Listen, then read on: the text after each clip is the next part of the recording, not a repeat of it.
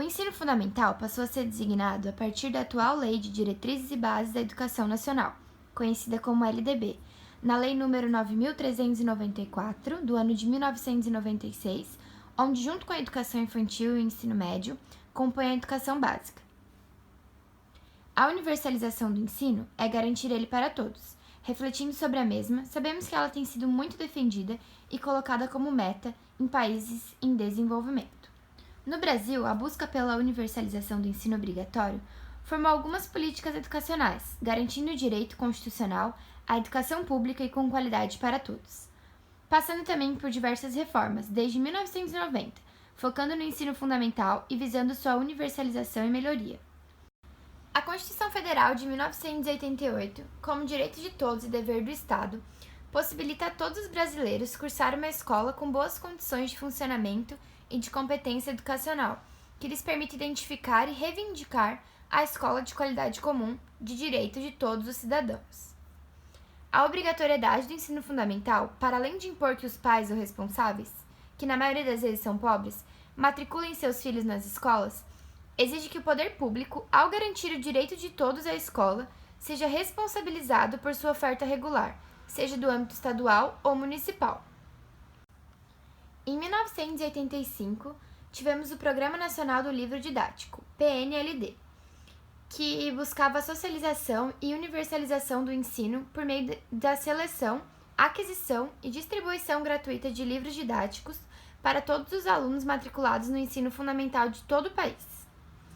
Em 1995, tivemos o Programa de Manutenção e Desenvolvimento do Ensino Fundamental, o PMDE, que previa prestar assistência financeira às escolas públicas do ensino fundamental, das redes estaduais, municipais, do Distrito Federal e às escolas de educação especial. Em 1996, foi aprovada a Emenda Constitucional número 14, que institui o Fundo de Manutenção e Desenvolvimento do Ensino Fundamental e da Valorização do Magistério, a Fundef. E já em 2006, foi instituído o ensino fundamental de 9 anos, com matrícula obrigatória aos 6 anos de idade, contido na Lei nº 11.274. Observando os dados do Brasil em 2003, tínhamos cerca de 34,4 milhões de alunos matriculados no ensino fundamental regular, sendo 31,2 milhões em escolas públicas, ou seja, 90% do atendimento escolar fundamental é feito pelo poder público, e só 10% de instituições privadas. Mas, infelizmente, conforme as séries vão passando, o número de alunos vai caindo. Por exemplo, na entrada e na saída do ensino fundamental, na primeira e na quarta série, para um total de 5,57 milhões de alunos matriculados na primeira série, somente 4,19 milhões chegam na quarta série, ou seja, 1,3 milhões de crianças ficam anualmente no meio do caminho escolar. Assim, de 17,1 milhões de alunos matriculados de primeira a quarta série, somente 13,9 milhões estão matriculados na quinta série. São 3,2 milhões de alunos a menos, uma diminuição de 20%, sendo que este deveria ser um período de seus trajetos educacionais em que todos, sem exceção, deveriam seguir juntos, sem interrupções. Nos mesmos dados para a oitava série, a perda no sistema aumenta muito, pois são matriculados somente 3,27 milhões de alunos. Mais de 40% desaparecem do sistema escolar. Se a gente observa lá nos alunos matriculados da primeira a quarta série, né? E nas regiões mais pobres, no norte e no nordeste, isso aumenta muito. Então, será que a educação é mesmo para todos, como promete a lei? A lei presume que o ensino seja para todos, mas se a gente observar as diferentes realidades e analisar os dados, a gente percebe que o ensino não vem sendo regular e muitas crianças, por diferentes motivos, ficam para trás e acabam nem tendo nem o começo da sua educação básica. Baseada no artigo 32 da legislação brasileira, a Lei de Diretrizes e Bases da Educação Nacional relaciona a obrigatoriedade da escolarização, tendo início aos 6 anos de idade e com duração de 9 anos, reforçando também a formação básica do cidadão.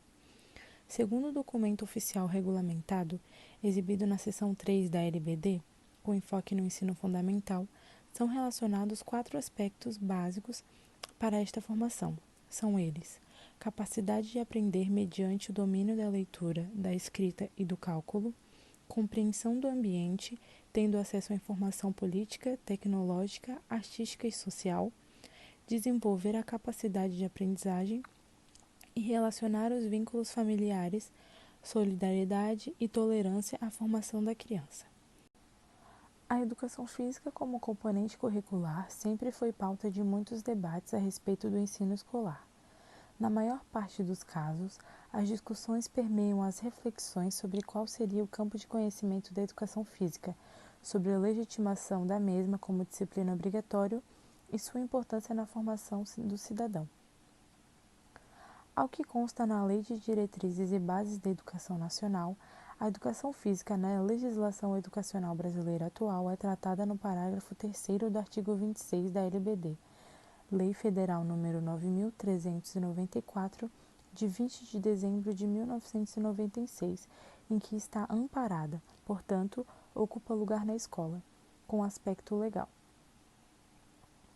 No livro Educação Física e a Organização Curricular, citando como documento de apoio para análise as diretrizes curriculares nacionais, é possível verificar a legitimação da educação física. Desde que a educação física foi inserida nas escolas brasileiras, tenta-se convencer as pessoas da sua importância e, observando a sua trajetória, pode-se observar que esta disciplina já ocupou diversos papéis. A educação física escolar, para ser reconhecida como componente curricular, deve apresentar objetivos claros e um corpo de conhecimentos específicos e organizados, cuja aprendizagem possa colaborar para que os objetivos da educação escolar sejam alcançados. Em seu livro Pedagogia da Autonomia, Paulo Freire afirma que, hoje, a educação física é vista como componente curricular que se concentra em ensinar o saber fazer, ou seja, ser capaz de realizar com eficiência atividades e habilidades motoras. Desde que a educação física foi inserida nas escolas brasileiras, tenta-se convencer as pessoas de sua importância e, observando a sua trajetória, pode-se afirmar que esta disciplina já ocupou diversos papéis na escola, com diferentes resoluções e propostas, e ainda hoje se discute sobre a obrigatoriedade da disciplina.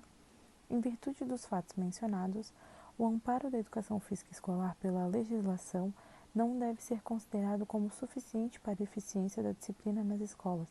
Os professores e profissionais de educação física devem estar munidos de uma responsabilidade coletiva, uma vez que são responsáveis pela boa e adequada formação de cidadãos.